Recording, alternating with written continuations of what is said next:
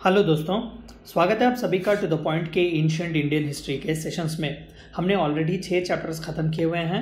मैं रिकमेंड करूंगा कि पहले आप जाकर वो 6 चैप्टर्स देखें ताकि आप भी उस टाइमलाइन को फॉलो कर सकें जिस टाइमलाइन को हम फॉलो कर रहे हैं। हमने 5th चैप्टर में बुद्धिज्म के बारे में पढ़ा था और 6th चैप्टर में जैनिज्म के बारे में पढ़ा था। हम आज के इस चैप्टर से शुरू करेंगे कि किस तरीके से किंगडम्स या फिर डायनास्टीज जो है वो इंडियन लैंड पर आते हैं। सबसे पहला जिस एम्पायर के बारे में हम बात करेंगे वो है मौर्य एम्पायर। आज के इस चैप्टर में हम जानेंगे कि किस तरीके से इंपीरियल किंगडम्स जो है वो मौर्यन एम्पायर के साथ हिंदुस्तान में आते हैं, किस तरीके से एक सेंट्रलाइज्ड एडमिनिस्ट्रेशन और एक सेंट्रलाइज्ड पॉलिटी जो है वो देखने को मिलती है इंडियन लैंड्स में इस मौर्यन एम्पायर को लेकर। आज के इस चैप्टर में हम मौर्यन एम्पायर के बारे में बात करेंगे। तो चलिए चैप्टर शुरू करते हैं। A new era to begin. तो किस लिए जो है एक नए एरा के बिगिनिंग की बात की जाती है जब हम मौर्यन एम्पायर की बात करते हैं? तो आइए इसके लिए या फिर इसके बारे में बात करते हैं। It was birth of imperialism in India, यानी कि राजे रजवाड़े और एक स्टैंडर्डाइज्ड किंगडम का जो एक फेज है वो इसी मौर्य से शुरू होता है। हमने पिछले चैप्टर्स में षोडश महाजनपदास की बात की थी, यानी कि 16 जो थे वो बड़े बड़े प्रोविंसेस थे या फिर किंगडम्स थे छोटे छोटे। तो उसमें से मगध जो था वो बहुत ही इंपॉर्टेंट था। तो आप देख सकते हैं ये जितना भी एरिया ये हाईलाइट किया गया है ये जेनिथ था at the of the Mauryan empire, यानी कि मौर्यन एम्पायर जब पूरी तरीके से फैला हुआ था तो वो इतना एरिया था, यानी कि पूरा सब कॉन्टिनेंट, इंडियन सब कॉन्टिनेंट जो था वो मौर्यन एम्पायर के नीचे आता है। वो मौर्यन एम्पायर जो यहाँ पर कहीं ना कहीं छोटे से एक मगध राज्य से जो शुरू होता है। तो this is one of the reason why imperialism begins in India with Mauryas. Centralised administration, एक सेंट्रलाइज्ड एडमिनिस्ट्रेशन जो था वो मौर्यस में आपको देखने को मिलता है। इससे पहले नंदा डायनेस्टी भी आ गई थी, लेकिन उसमें जो था इतना सेंट्रलाइज्ड एडमिनिस्ट्रेशन नहीं था। छोटे छोटे जो राज्य यहाँ पर हुआ करते थे वो इंडिपेंडेंट किंगडम्स की तरह होते थे, एक सेंट्रलाइज्ड एडमिनिस्ट्रेशन उनमें देखने को नहीं मिलता था। लेकिन मौर्यस में जो था वो सेंट्रलाइज्ड एडमिनिस्ट्रेशन था। किंग जो था वो पावर का सेंट्रल पॉइंट या फिर फोकल पॉइंट हुआ करता था। पॉलिटिकल यूनिफिकेशन, यानी कि पूरे इस पॉलिटी को यूनिफाई किया था मौर्यस ने सबसे पहली बार। इनसे पहले भी जो थे वो किंगडम्स थे, लेकिन वो छोटे छोटे थे, बटे हुए थे, पॉलिटिकल यूनिफिकेशन नहीं था। तो हिंदुस्तान में सबसे पहले पॉलिटिकल यूनिफिकेशन पाने वाली डायनेस्टी अगर कोई थी तो वो मौर्यन डायनेस्टी थी। प्राकृत लैंग्वेज या नेशनल लैंग्वेज, यानी कि सबसे पहली बार एक यूनिफॉर्मिटी आपको देखने को मिलेगी लैंग्वेज के तौर पर। प्राकृत लैंग्वेज को जो है एक नेशनल लैंग्वेज का स्टेटस दिया गया था। कनेक्ट विद सेंट्रल एशिया, जाहिर सी बात है जब आप यहाँ पर देख सकते हैं तो अफगानिस्तान तक के एरिया को इन्होंने ऑक्यूपाई किया हुआ था, तो जाहिर सी बात है कि सेंट्रल लैंड्स को जो है उन्होंने टच किया हुआ था। तो ट्रेड, कॉमर्स जो था या फिर रिलेशंस जो थे वो सेंट्रल एशिया से बहुत ही अच्छे थे। Trade and economy stabilised. तो इससे पहले हमने इंडस वैली सिविलाइजेशन में या फिर हड़प्पन सिविलाइजेशन में ही देखा था कि ग्रीक्स के साथ जो थे वो ट्रेड रिलेशंस थे, लेकिन मौर्यन एम्पायर जो था वो पूरे सेंट्रल एशिया में ट्रेड रूट्स को जो है वो कंट्रोल करता था। ट्रेड और इकोनॉमी भी जो थी वो ज़्यादातर स्टेबलाइज की गई थी। तो दीज वर फ्यू रीजंस क्यों मौर्यन एम्पायर को एक बिगिनिंग या फिर एक नए एरा का बिगिनिंग कहा जाता है। चंद्रगुप्त मौर्य। आइए सबसे पहले और सबसे इंपॉर्टेंट राजा या फिर इंपॉर्टेंट रूलर के बारे में बात करते हैं जिन्होंने फाउंड किया हुआ था ये मौर्यन एम्पायर। आप पिक्चर देख सकते हैं, ये दरअसल एक इमेजिन्ड स्टैच्यू है चंद्रगुप्त मौर्य की। तो इनका टाइमलाइन जो था वो 321 BC से लेकर 298 BC तक था। आप ध्यान दे सकते हैं 326 BC was actually the time when Alexander invaded India. हम आगे के स्लाइड्स में इसके बारे में बात करते हैं। He succeeded the throne of Nandas in 321 BC। तो नंदा डायनेस्टी जो थी वो चल रही थी इंडिया में उस वक्त, एक छोटी सी डायनेस्टी थी। तो नंदा डायनेस्टी को डिथ्रोन कर जो है चंद्रगुप्त मौर्य ने वो फाउंड किया था मौर्यन डायनेस्टी इन 321 BC। ही डिथ्रोन्ड धनानंदा जो कि आखिरी रूलर थे नंदा डायनेस्टी के, एंड ऑक्यूपाइड पाटलिपुत्र जो कि उस वक्त का कैपिटल था। पाटलिपुत्र जो था वो आज का बिहार के पटना का एरिया भी आप कह सकते हैं। चाणक्य और कौटिल्य हेल्प्ड हिम। हमने बचपन से ही स्टोरीज सुनी हुई थी कौटिल्य की चतुराई की। चाणक्य और कौटिल्य जो भी है दो भी इन्हीं के नाम है। तो कौटिल्य और चाणक्य जो एक ब्राह्मण थे उनकी मदद से चंद्रगुप्त मौर्य ने धनानंदा को हराया था और चंद्रगुप्त मौर्य ने मौर्यन एम्पायर की स्थापना की थी। Northwest initially fell in his hands but later had a pact with Seleucus Nicator who sent Megasthenes to his court। इससे पहले कि हम आगे बढ़े अलेक्जेंडर की एंट्री यहाँ पर होती है। 326 BC में अलेक्जेंडर नॉर्थ वेस्ट इंडिया को इन्वेड करने की कोशिश करते हैं, लेकिन वो वापस चले जाते हैं। तो ज़्यादातर एक वाइड वहाँ पर एक वैकेंसी वहाँ पर थी। तो 321 BC में इमीडिएटली आने के बाद नॉर्थ वेस्ट जो था, इनिशियली नॉर्थ वेस्ट यानी कि आज का जो पाकिस्तान और अफगानिस्तान का एरिया है, वो चंद्रगुप्त मौर्य के हाथ में आ रहा था। लेकिन सेल्यूकस निकेटर जो थे वो अलेक्जेंडर के एक कमांडर थे, तो वहाँ का ज़्यादातर रूल जो था वो इन्हीं के हाथों में था। सेल्यूकस निकेटर द फर्स्ट भी इन्हें कहा जाता है। तो सेल्यूकस निकेटर के साथ जो है वो चंद्रगुप्त मौर्य की लड़ाई होती थी और चंद्रगुप्त मौर्य इन पर जीत हासिल करने के बाद उन्होंने उस नॉर्थ वेस्ट एरिया में पीस जो है वो लाया हुआ था। तो सेल्यूकस निकेटर ने as a mark of respect Megasthenes जो कि एक ग्रीक ट्रैवलर थे, उन्हें चंद्रगुप्त मौर्य के कोर्ट में भेजा हुआ था। हमने बचपन से भी ये पढ़ा हुआ है मेगास्थनीज, तो याद रखिएगा Megasthenes was in the court of Chandragupta Maurya. Seleucus Nicator भी बहुत ही इंपॉर्टेंट नाम है क्योंकि यही वो अलेक्जेंडर के कमांडर थे जिनसे बहुत ही फ्रेंडली रिलेशन थे चंद्रगुप्त मौर्य के। He embraced Jainism towards end of his life and stepped down for throne। हमने 6th चैप्टर जो कि जैनिज्म में है, हमने पढ़ा किस तरीके से भद्रबाहु के साथ श्रावण बेलगोला जो है कर्नाटक आ जाते हैं चंद्रगुप्त मौर्य। वो अपने बेटे जो बिंबिसार थे, आगे के स्लाइड में हम उनके बारे में बात करेंगे, उनके लिए जो है वो थ्रोन छोड़ देते हैं और जैनिज्म को जो है एम्ब्रेस करते हैं। He followed Bhadrabahu to Karnataka and performed sallekhana. हमने जैनिज्म के चैप्टर में इसके बारे में बात किया हुआ है, आप उस चैप्टर को देख सकते हैं। तो ये थे चंद्रगुप्त मौर्य जो सबसे पहले राजा थे या फिर फाउंडर थे मौर्यन डायनेस्टी के। बिंदुसार, इनके बेटे जो थे वो बिंदुसार थे। इनका टाइमलाइन 298 BC से लेकर 273 BC तक था। तो आइए इनके बारे में जानते हैं। नोन टू ग्रीक्स एज अमिट्रोकेट्स, यानी कि हमने देखा कि सेल्यूकस निकेटर और चंद्रगुप्त मौर्य के रिलेशंस अच्छे थे, तो कि ग्रीक किंगडम्स और इंडियन किंगडम्स के रिलेशंस भी अच्छे थे। तो ग्रीक्स जो है वो बिंदुसार को अमिट्रोक्रेट्स के नाम से जानते हैं, यानी कि उनकी हिस्ट्री में भी बिंदुसार का रेफरेंस हमें मिलता है। He was a man of taste and wide interest. ये बहुत ही इंपॉर्टेंट एक पॉइंट है क्योंकि उन्हें जो है ग्रीक राजाओं से फिक्स और ड्राइड फिक्स और वाइन्स मिलता था, क्योंकि वो उन्हें टेस्ट का एक बहुत ही यूनिक टेस्ट था, या फिर उन्हें अलग अलग टेस्ट जो थे वो ज़्यादातर पसंद आते थे। वाइड इंटरेस्ट के वो एक शख्स थे Bindusara. He campaigned in Deccan reaching as far as Mysore. तो ज़्यादातर जो है इन्हें इन्वेडर के तौर पर देखा जाता था क्योंकि ये ज़्यादातर इन्वेड करते थे। तो डेक्कन में एज फार एज मैसूर जो कि आज का मैसूर है, वहाँ तक जो है इन्होंने अपने राज्य को बढ़ाया हुआ था। Few Buddhist text suggest that Bindusara followed Brahmanism, calling him a Brahman Bhatto, votary of the Brahmanas, यानी कि ब्राह्मणिज्म रिलीजन को और ब्राह्मण्स को बचाने वाले, उनका साइड लेने वाले। तो इनके डैड जो थे, जो कि चंद्रगुप्त मौर्य, उन्होंने जैनिज्म को एम्ब्रेस किया हुआ था, लेकिन ज़्यादातर बुद्धिस्ट टेक्स्ट जो है वो बिंदुसार को एक ब्राह्मणिज्म या फिर एक वैदिक रिलीजन से एसोसिएटेड पर्सन ही मानते हैं। By the time of his death in 273 BC, entire subcontinent had come under his control except for Kalinga. Kalinga एक बहुत ही इंपॉर्टेंट पार्ट है जो कि आज के उड़ीसा का एरिया है, जिसे अशोका जो है वो जीतते हैं और एक सेंट्रल यूनिफिकेशन पाते हैं। हम आगे के स्लाइड्स में इसके बारे में बात करेंगे। तो पूरे सबकॉन्टिनेंट को, इंडियन सबकॉन्टिनेंट को अपने कंट्रोल में लाते हैं Bindusara, except for Kalinga which is Odisha. Foreign relations were strengthened. जाहिर सी बात थी कि जब आप सेंट्रल एशिया तक लगते हैं तो कहीं ना कहीं आपको ग्रीक, जो कि उस वक्त के ग्रीक के रूलर्स जो थे, आपको बहुत ही सपोर्ट किया करते थे, तो फॉरेन रिलेशंस भी आपके बहुत ही अच्छे थे। Some Buddhist text mention that an Ajivika astrologer और priest at Bindusara's court prophesied the future greatness of prince Ashoka. तो आजीविका जो था वो एक सेक्ट था, और बुद्धिज़्म और जैनिज्म जिस तरीके से अलग अलग अपने थीरीज प्रोपाउंड कर रहे थे, तो आजीविका सेक्ट के एक एस्ट्रोलॉजर और एक प्रीस्ट जो थे, उन्होंने अशोका के बारे में एक एस्ट्रोलॉजी दी हुई थी, एक प्रोफेसी उन्होंने बताई थी बिंदुसार को। आइए जानते हैं तीसरे और सबसे इंपॉर्टेंट मौर्यन रूलर अशोका के बारे में।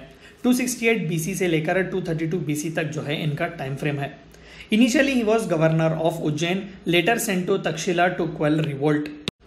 यानी कि एक यंग एज से ही गवर्नेंस में अशोका थे। बिंदुसार के बेटे थे, तो बिंदुसार ने उन्हें पहले उज्जैन का गवर्नर बनाया हुआ था और बाद में तक्षशिला के एरिया में, जो आज के पाकिस्तान में है, तो तक्षशिला के एरिया में रिवोल्ट हो रहे थे, तो उसे क्वेल करने के लिए, ख़त्म करने के लिए अशोका को वहाँ पर भेजा गया था। एज पर Buddhist text Mahavamsa he killed 99 brothers to inherit throne. यानी कि बुद्धिज्म में कहीं ना कहीं अशोका को एक क्रूएल राजा की तौर पर देखा जाता है। कई हिस्टोरियंस का मानना है कि एक एग्जैजरेटेड नंबर है। His edicts refer to him as देवनम पिया एंड प्रियदर्शी। देवनम प्रिया यानी कि देवों का प्रिय, यानी कि देवों को जो सबसे प्रिय जाना जाता है वो। प्रियदर्शी यानी कि वो जिसके दर्शन बहुत ही प्रिय है, यानी कि the one who looks very beautiful. Ashoka जो था वो उनका पर्सनल प्रेफरेंस था या फिर पर्सनल नेम था, जिसका मतलब था I am of no sorrows. तो अशोका के जो थे ये नाम थे जो उनके एडिक्ट्स में हमें देखने को मिलते हैं। The conquest of Kalinga Orissa changed him and he accepted Buddhism. हमने बचपन से भी ये कहानी सुनी हुई है कि किस तरीके से एक बहुत ही एक मारकांड हुआ था वहाँ पर। ज़्यादातर जो बॉडीज़ वहाँ पर पड़ी हुई थी उसे देखकर अशोका का दिल चेंज होता है और वो बुद्धिज्म को एम्ब्रेस करते हैं। तो एक पॉलिटिकल यूनिफिकेशन जो है वो अशोका कलिंगा के कॉन्क्वेस्ट के बाद एक्सेप्ट करते हैं। Political and administrative unification was at its zenith. जो पहले स्लाइड में हमने एक मैप देखा हुआ था वो दरअसल अशोका का ही टाइम फ्रेम था।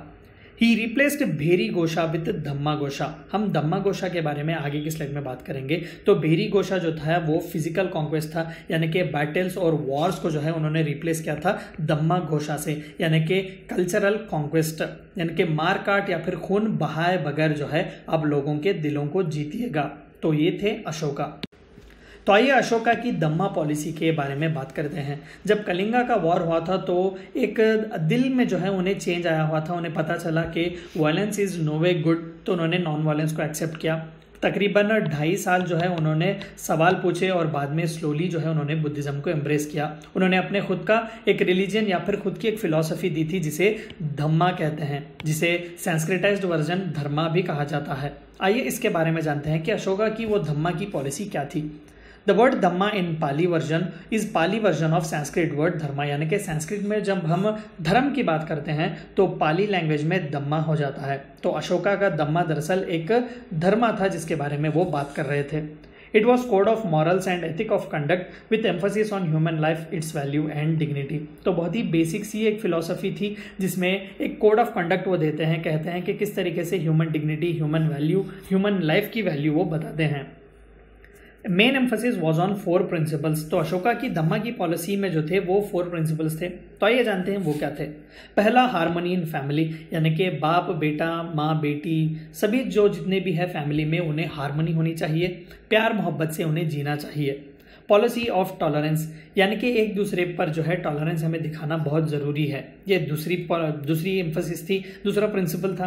People should cultivate kindness and compassion, यानी कि हर प्राणी के लिए जो है वो कंपैशन देना बहुत ही ज़रूरी है। यहाँ पर टॉलरेंस की बात करके उन्होंने सेक्युलरिज्म की भी बात की थी, यहाँ पर कंपैशन की बात करके वो नॉन वायलेंस की भी बात कर रहे हैं। और चौथा है नॉन वायलेंस, यानी कि किसी को किसी प्रकार की हानि पहुंचाना। तो ये 4 प्रिंसिपल थे जिनके एम्फोसिस पर दम्मा जो थी पॉलिसी अशोका की चलती थी। ही अपॉइंटेड दम्मा महामट्टास फॉर स्प्रेडिंग द दम्मा एंड इट्स मॉरल्स। दरअसल दम्मा महामट्टास जो थे वो मॉन्क्स की तरह थे, ऑफिशियल्स की तरह थे, जो दूर दूर चाइना और ग्रीक जैसे कंट्रीज में भेजे गए थे। सीलोन तक भी जो है, यानी कि आज का जो श्रीलंका है, वहाँ तक भी अशोका ने अपने इन मॉन्क्स को, अपने इन ऑफिशियल्स को भेजा हुआ था अपने दम्मा की पॉलिसी को फॉरवर्ड करने के लिए। मौर्यन सोसाइटी, तो आइए मौर्यन की सोसाइटी किस तरीके से थी हम इसके बारे में थोड़ा जानते हैं। वर्ना सिस्टम विद ब्राह्मण डोमिनेशन कंटिन्यूड। चंद्रगुप्त मौर्य ने जैनिज्म एक्सेप्ट किया हुआ था, लेकिन बिंदुसार जो थे वो ब्राह्मण ही थे, ब्राह्मणिज्म को ही वो सपोर्ट करते थे। हालांकि अशोका ने बुद्धिज्म एक्सेप्ट किया हुआ था, लेकिन कहीं पर भी वर्ना सिस्टम और ब्राह्मण डोमिनेशन कम नहीं हो रहा था, यानी कि सोसाइटी में ज़्यादातर किसी तरीके के चेंजेस नहीं आ रहे थे। किंग या फिर उस लेवल पर जो है इंटेलेक्चुअल अवेकनिंग हो रहा था, कॉमन मैन में वो नहीं हो रहा था। ब्राह्मण डोमिनेशन और वर्ना सिस्टम इसी तरीके से कंटिन्यू किया गया था। Beside varna, new sects that is outcaste, हीना जाति जिसे कहते हैं, even they came into existence. जो पहले ही 4 हायरार्की डिवाइड की गई थी, ब्राह्मण, क्षत्रिय, वैश्य और शूद्र, और जो थे एक्स्ट्रा सेक्ट्स पैदा होने शुरू हो गए जिन्हें आउटकास्ट भी कहा जाता था, यानी कि जो इंटर मैरिज करते थे उन्हें आउटकास्ट की तरह देखा जाता था, समाज से बाहर किया जाता था। तो इस तरीके से एडिशनल सेक्ट्स भी आने लग गए सोसाइटी में। Chandalas worked in cremation grounds and Nishadas were hunters. तो इन दोनों सेक्ट्स को भी जो है वो अनटचेबल्स की तरह देखा जाता था। Buddhism flourished. A new class of traders, that is Ghapatis, who acted as financiers to traders, came up on scene. तो Ghapatis बहुत ही इंपॉर्टेंट पॉइंट है, प्रीलिम्स पॉइंट ऑफ पर्सपेक्टिव भी कई बार पूछा गया है। तो बुद्धिज्म जो था फ्लरिश हो रहा था, जैनिज्म भी फ्लरिश हो रहा था, तो ट्रेडर्स को जो था वो बोलबाला ज़्यादातर था। एक फाइनेंशियल डिपार्टमेंट यानी कि फाइनेंसियर्स जिस तरीके से हम आज के ज़माने में देखते हैं, तो उस वक्त गहापतीस जो थे वो ट्रेडर्स की मदद किया करते थे फाइनेंशियली। पॉलीगमी वॉज कॉमन यानी कि एक से ज़्यादा बीवियाँ वो कॉमन था। And status of women further deteriorated यानी कि वुमेन का स्टेटस वो और जो है वो डिग्रेड हो रहा था। Prostitution was recognised as well as tax यानी कि प्रोस्टिट्यूशन जो था वो लीगल था और उस पर टैक्स भी लगाया जाता था। मौर्यन इकोनॉमी, तो आइए मौर्यन की इकोनॉमी के बारे में बात करते हैं। It was predominantly agrarian and fertile Ganges lands were exploited. हमने देखा कि 800 BC से जो है कंसिस्टेंटली आयरन के डिस्कवर होने के बाद कई डिस्कवरीज हो रहे थे, एक सेटल्ड लाइफ पसंद कर रहा था। अब मौर्यन के आने के बाद तो इंपीरियल ज़िंदगी ज़्यादा थी, तो प्रीडोमिनेटली अग्रेरियन इकोनॉमी थी मौर्य की। और आसपास जो गंगा का लैंड था, गंगा के रिवर के आसपास का जो फर्टाइल लैंड था, उसे अच्छे खासे तौर पर एक्सप्लॉयट किया गया यानी कि फसल अच्छी तरीके से उगाई जाती थी। Agriculture was prime source of revenue यानी कि लोगों के लिए भी prime source of revenue agriculture था और स्टेट के लिए भी रेवेन्यू एग्रीकल्चर से ही सबसे ज़्यादा आता था। Land was measured, surveyed and 1/4 to 1/6 of total produce was fixed as state share यानी कि टैक्स का भी कॉन्सेप्ट आपको देखने को यहाँ पर मिलता है। स्टेट को रेवेन्यू चाहिए तो लैंड को जो है वो मेजर किया जाता था, सर्वे किया जाता था और जितना भी प्रोड्यूस करते थे उसमें से 1/4 या फिर 1/6 पार्ट जो था वो स्टेट का शेयर था यानी कि स्टेट को एज अ टैक्स वो जाता था। लैंड टैक्स वॉज कॉल्ड भागा and हिरण्या was cash tax on special crops. तो आप देख सकते हैं कि किस तरीके से टैक्सेशन सिस्टम भी चल रहा था मौर्यन इकोनॉमी में। Land grants were given to Brahmanical and Buddhist institutions. ज़्यादातर चैत्यास या विहारास जिनके बारे में हम बात करते हैं वो भी कहीं ना कहीं लैंड ग्रांट्स ही थे, तो लैंड ग्रांट्स भी दिए जाते थे ब्राह्मण्स और बुद्धिस्ट मोनेस्टरीज को। Officials were paid in cash, one of the most important point, क्योंकि आपको आगे मेडिवल इंडिया की जब भी हम बात करेंगे या फिर आगे के किंगडम्स की भी जब हम बात करेंगे तो लैंड ग्रांट्स दिए जाते थे ऑफिशियल्स को या फिर लैंड के रेवेन्यू को वसूल करके उसी में से एक हिस्सा दिया जाता था ऑफिशियल्स को। कैश में जो है वो पे नहीं किया जाता था, लेकिन मौर्यंस की बहुत ही एक यूनिक कॉन्सेप्ट था कि वो ऑफिशियल्स को कैश में पे करते थे। As revenue was directly controlled by state यानी कि रेवेन्यू कलेक्शन स्टेट के हाथ में डायरेक्टली था। मौर्यन पॉलिटी, आइए मौर्य की पॉलिटी, मौर्य का एडमिनिस्ट्रेशन किस तरीके से था उसके बारे में बात करते हैं। It was highly organised. हमने देखा कि किस तरीके से किंग से जो है वो पावर फ्लो होता है पूरे किंगडम में, तो जाहिर सी बात थी कि एक हाईली ऑर्गेनाइज था। मंत्री परिषद आपको देखने को मिलता है, आपको ऑफिशियल्स देखने को मिलते हैं, तो it was highly organised, highly centralised. जाहिर सी बात है कि किंग से पावर आपको फ्लो हो रहा है तो हाईली सेंट्रलाइज्ड एंड हाईली ब्यूरोक्रेटाइज्ड यानी कि ब्यूरोक्रेसी मौर्यंस की बहुत ही अच्छी थी। जो ऑफिशियल्स जिस तरीके से वो अपॉइंट करते थे, मंत्री परिषद को जिस तरीके से मेरिट सिस्टम पर वो रिक्रूट करते थे, तो ब्यूरोक्रेटाइज्ड सिस्टम था पॉलिटी का मौर्य का। Paternal despotism that is single entity rule in lineage of parents existed यानी कि एक राजा, भले ही प्रोविंसेस डिवाइड क्यों ना किए जाए, वहाँ पर गवर्नर्स होते थे लेकिन रूल जो है वो एक ही बादशाह का होता था। King was central and power flows through him. जाहिर सी बात है कि राजा सबसे पावरफुल था। हम कौटिल्य या फिर चाणक्य का अर्थशास्त्र जब पढ़ते हैं तो किंग के पोजीशन को बहुत ही प्रोमिनेंस दिया जाता है। Mantriparishad was crucial and merit played crucial role. Mantriparishad यानी कि कैबिनेट जो राजा का हुआ करता था वो एडवाइस देता था राजा को, और ज़्यादातर मंत्रिपरिषद में मंत्री जो रिक्रूट किए जाते थे वो मेरिट बेसिस पर होते थे। सीताध्यक्ष यानी कि हेड ऑफ एग्रीकल्चर यानी कि एग्रीकल्चर के मिनिस्टर या फिर मिनिस्ट्री कह सकते हैं। अक्षपताला यानी कि अकाउंटेंट जनरल यानी कि सेपरेट अकाउंट्स का भी एक डिपार्टमेंट हुआ करता था। पन्याध्यक्ष कॉमर्स मिनिस्टर ऑल्सो एग्जिस्टेड। गणिकाध्यक्ष भी एग्जिस्ट किया करता था जिसे प्रोस्टिट्यूशन की मिनिस्ट्री भी कही जाती थी। तो इस तरीके से हाईली ब्यूरोक्रेटाइज्ड सिस्टम था मौर्यन का। Civil and military administration was separated. One of the most important points जो आपको याद रखना है वो ये है कि सिविल और मिलिट्री एडमिनिस्ट्रेशन को सेपरेट किया गया है। मेडिवल एज में जब हम बात करेंगे मेडिवल किंगडम्स की, डायनेस्टीज़ की, वहाँ पर ये आपको देखने को नहीं मिलता ज़्यादातर। Provinces were divided and municipal administration existed where head of the city was Nagaraka and ward officers were Sthanikas। तो आप देख सकते हैं किस तरीके से हाईली सेंट्रलाइज्ड और एक ब्यूरोक्रेटाइज्ड सिस्टम था कि एक म्यूनिसिपैलिटी का सिस्टम या फिर एडमिनिस्ट्रेशन एग्जिस्ट करता था, जहां पर नगरा के हेड जो कि एक छोटे से शहर या फिर सिटी के जो वो हेड हुआ करते थे जिन्हें नगरा का कहा जाता था, और वार्ड यानी कि नगर में जो वार्ड अलग अलग होते हैं वहां पर भी ऑफिशियल्स होते थे जिन्हें स्थानिकास कहा जाता था। तो एक हाईली ऑर्गेनाइज्ड सेंट्रलाइज्ड सिस्टम था मौर्यन का। Decline of Mauryas. तो आइए मौर्यस का डिक्लाइन किस तरीके से हुआ उसके बारे में जानते हैं। Post Ashoka kingdom lasted for 52 years. बिल्कुल 52 ईयर्स तक ही अशोका के बाद मौर्यन किंगडम जो है आपको इतिहास में देखने को मिलेगा। Ashoka partitioned his kingdom into 2। East side was ruled by his grandson Dasharatha and west by son Kunala. तो अशोका जब वो बूढ़े हो चुके थे तो उन्होंने अपने किंगडम को 2 हिस्सों में किया हुआ था। ईस्ट साइड वो उनके पोते ग्रैंडसन जो थे दशरथ वो रूल कर रहे थे, और वेस्ट साइड जो थे उनके बेटे कुनाला जो थे वो रूल कर रहे थे। Last ruler Brihadratha was killed by minister Pushyamitra Shunga. तो आखिरी जो रूलर थे बृहद्रथा यानी कि दशरथ और कुनाला के लाइन ऑफ सक्सेशन में जो है वो एक बहुत ही वीक सक्सेसर्स आते हैं, तो उसमें आखिरी रूलर जो थे बृहद्रथा उन्हें उन्हीं के मिनिस्टर पुष्यमित्र शुंगा ने मारा था और शुंगा डायनेस्टी का उन्होंने एस्टैब्लिशमेंट किया हुआ था। तो वीक सक्सेसर्स यानी कि अशोका के बाद जो जितना भी चैन आ रहा था किंग्स का वो बहुत ही वीक था।